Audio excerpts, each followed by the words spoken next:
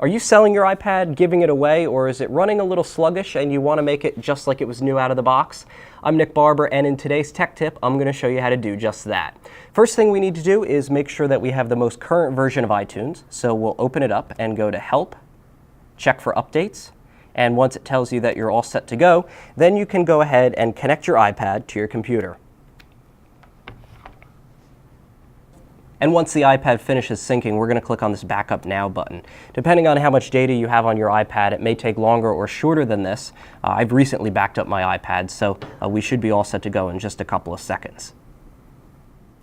All right, now that that's finished, we'll click Done. I'll eject my iPad, unplug it, then go into the Settings menu, click on General, scroll all the way down to Reset, and click on Erase All Content and Settings. It'll prompt you twice. Just click Erase once you're sure that you backed everything up. And then your iPad will go blank, and you'll see the Apple icon and a little status bar going across the screen until it's erased all of your data. And that's when we'll move on to the next step. So we'll just wait here for now. Okay, so my iPad successfully erased everything, and now I'm going to walk through the welcome screens. There's a couple of screens that I have to go through here to set up the iPad, so I'm going to go ahead and do that. It's basically asking me where I'm located, whether or not it wants me to enable or disable location services, and then of course connecting to a Wi-Fi network. So I'm going to go ahead and set all of that up, and then we'll move on to the next step.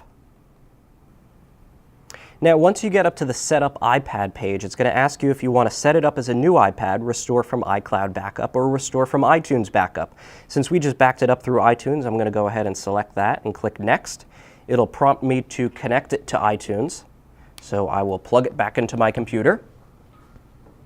And it should appear on your computer as a new iPad. And you'll also be able to select where you want to restore it from. In this case, I'm going to restore it from the IDG.se iPad that I just backed up a couple of minutes ago. Click Continue.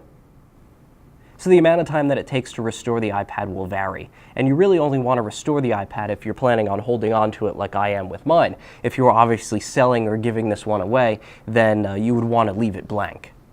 Once that process is complete, your iPad should be as good as new. I'm Nick Barber, and that's your tech tip.